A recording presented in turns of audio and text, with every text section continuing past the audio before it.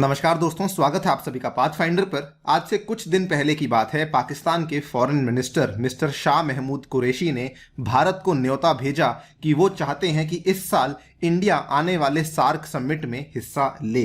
लेकिन इंडिया ने उस टाइम पर उसका कोई जवाब नहीं दिया और आज सुबह की ही बात है, इंडिया की मिनिस्ट्री ऑफ एक्सटर्नल अफेयर्स के जो प्रवक्ता हैं मिस्टर अरिंदम बागची, उन्होंने अनाउंसमेंट करी कि इंडिया ऑलमोस्ट यहां पर अपना मन बना चुका है कि वो इस समिट को अटेंड नहीं करने वाला है, बिकॉज अभी तक किसी प्रकार का बदलाव दोनों कंट्रीज के बीच में जो संबंध थे उसमें हमें देखने को नहीं मिला है। इतना ही नहीं, इस पर्टिकुलर खबर के साथ ही में पाकिस्तान के कई सारे ऑब्जर्वर्स इंडिया को ब्लेम कर रहे हैं कि उन्होंने सार्क समिट को, इनफैक्ट सार्क के पूरे इस संस्थान को किल करने की भी कोशिश करी है। दोनों चीजों के बारे में आपके साथ बात करने वाला हूं कि पूरी कहानी एग्जैक्टली यहां पर क्या हुई है और क्या वाकई में इंडिया यहां पे सार्क को किल करने की कोशिश कर रहा है या फिर नहीं।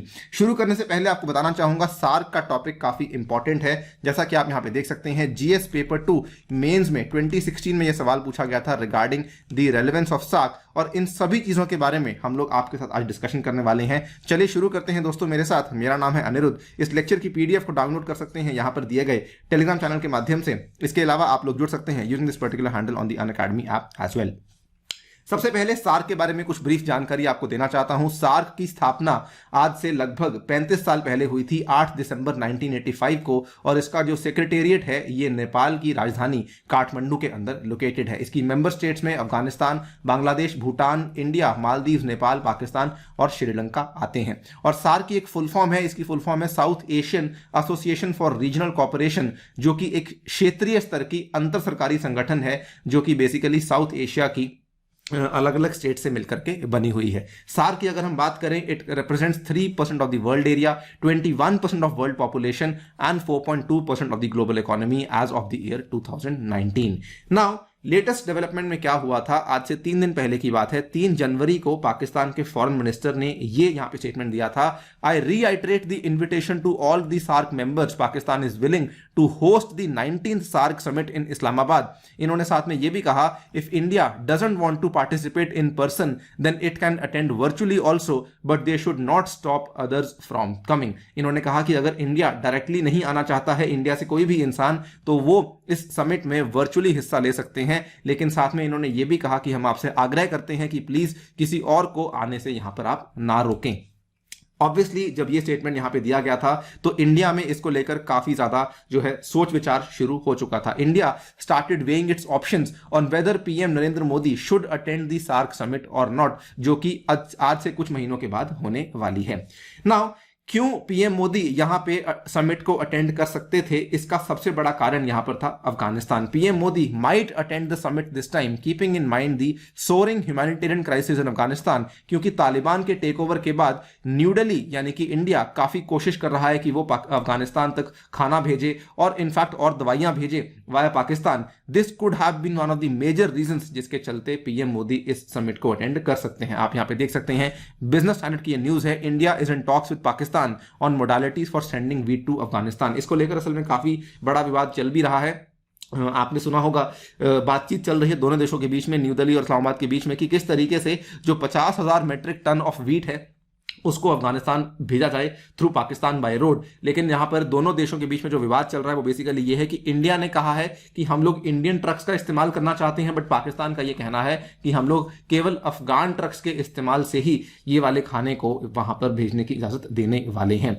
तो PM Modi might attend this summit because ये माना जा रहा है कि शायद इस समिट के चलते ये वाला जो मुद्दा है वो शायद यहां पे रिजॉल्व हो सके। लेकिन इसके बाद एक ये चीज भी सामने आई है कि PM Modi might not really attend the summit because अभी तक न्यू दिल्ली ने तालिबान गवर्नमेंट को ऑफिशियल रिकॉग्निशन नहीं दी है, और अगर सार्क समिट होता है, बिकॉज अफगानिस्तान भी उसका हिस्सा है, तो ये लाजमी होगा कि पाकिस्तान वहां पे तालिबान के हेड्स को बुलाएगा, और इंडिया तालिबान के हेड्स के साथ सेम टेबल पर बैठने में इंटरेस्टेड नहीं है, बिकॉज इंडिया अभी तक तालिबान को रिकॉग्नाइज नहीं करता है। जब से तालिबान ने अफगानिस्तान के ऊपर टेक ओवर किया है, इंडिया ने अभी तक किसी प्रकार का ऑफिशियल रिकॉग्निशन तालिबान को नहीं दिया है। आप यहां पे देख सकते हैं, unlikely to recognise Taliban government, India में कंटिन्यू टू एंगेज। तो इंडिया जो है एंगेजमेंट रख रही है, लेकिन उसने तालिबान गवर्नमेंट को ऑफिशियल गवर्नमेंट का रिकॉग्निशन नहीं दिया है। और उसके बाद आज ये खबर सामने आती है, आफ्टर ऑल दीज डेलिब्रेशंस, पहले पहले तो चल रहा था सोच विचार कि क्यों हम अटेंड कर सकते हैं, क्यों अटेंड नहीं कर सकते हैं, लेकिन जनवरी 7, 2022 को ये फाइनल चीज सामने आती है। आप देख सकते हैं द ट्रिब्यून की ये खबर है, India turns down Pakistan proposal for the SAARC summit. This news was published, आज सुबह की ही बात है, जनवरी 7, 2022। और ये इंडिया ने कहा है there is no change in situation, no consensus on holding SAARC summit, इसीलिए हम लोग इसमें हिस्सा नहीं ले सकते हैं। ऑफिशियल आपको स्टेटमेंट बता दूं जो कि एमईए के प्रवक्ता अरिंदम बागची जी ने दिया है। इन्होंने कहा है India has rejected Pakistan foreign minister Shah Mahmood Qureshi's proposal for a SAARC summit in Islamabad on the grounds that there has been no material change in the situation since the 18th gathering of the 8 South Asian leaders in Kathmandu in 2014। आखिरी बार जब ये सारे के सारे leaders मिले थे 2014 में था, तब से लेकर कोई सिचुएशन में बदलाव नहीं आया है, इसीलिए हम लोग इस पर्टिकुलर समिट में हिस्सा नहीं लेंगे। साथ में इन्होंने कहा there is no consensus that would permit the holding of the summit. Now यहां पे बड़ी बात क्या हुई है, पाकिस्तान ने असल में इंडिया के ऊपर आरोप लगाया है कि सार्क आज के टाइम पे एक कंप्लीटली विफल ऑर्गेनाइजेशन बन चुका है thanks to India. Qureshi has said India has made the SAARC forum dysfunctional, Pakistan considers SAARC an important forum for regional cooperation, regional economic activity and regional trade.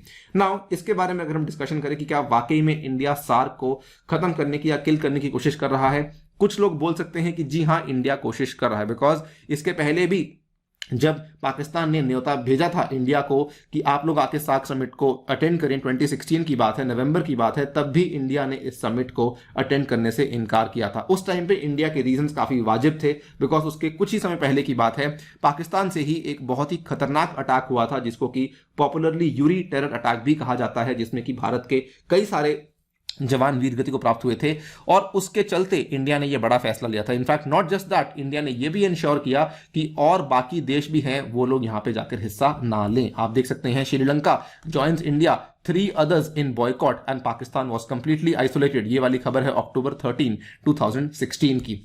लेकिन अगर आप देखें India is not really trying to kill SAARC. अगर आप exactly देखेंगे 15 मार्च 2020 ये वो वाला टाइम था जब कोविड-19 पूरी दुनिया में अपना जो कहर था फैला चुका था, और उस टाइम पे पीएम मोदी ने पर्सनली सार्क के प्रोसेस को रीलॉन्च किया और इन्होंने सारे के सारे सार्क लीडर्स को इन्वाइट किया था for a special virtual meeting on the onset of the कोविड-19 पैंडेमिक। और उस टाइम पर इन्होंने एक बड़ा कंट्रीब्यूशन यहां पे प्लेज किया जिसकी वैल्यू $10 मिलियन की थी टुवर्ड्स द सार्क कोविड-19 इमरजेंसी फंड। हालांकि उस टाइम पर पाकिस्तान पीएम इमरान खान ने अटेंड नहीं किया, लेकिन उनके जो कई सारे रिप्रेजेंटेटिव्स थे उन्होंने यहां पर इस पर्टिकुलर समिट को अटेंड किया। तो ये कहना गलत होगा कि इंडिया असल में सार्क समिट को किल करने की कोशिश कर रहा है।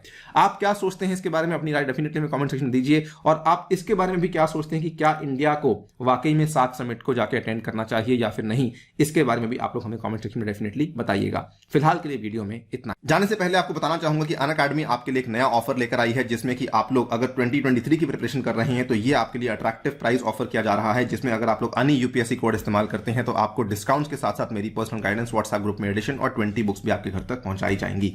साथ ही में ये वाले बैचेस डेडिकेटेडली आपके लिए शुरू करवाए जाएंगे 22 और 23 के विद्यार्थियों के लिए, और ये ऑप्शनल बैचेस भी आपके लिए अवेलेबल करवाए जाएंगे। इतना ही नहीं, आने वाले रविवार के दिन आपको हिस्सा लेना है इस पर्टिकुलर कॉम्बैट में using the referral code Ani UPSC, because geography questions इस बार मेरे द्वारा ही बनवाए गए हैं। On that note I take your leave. Thank you for listening, stay tuned and stay safe.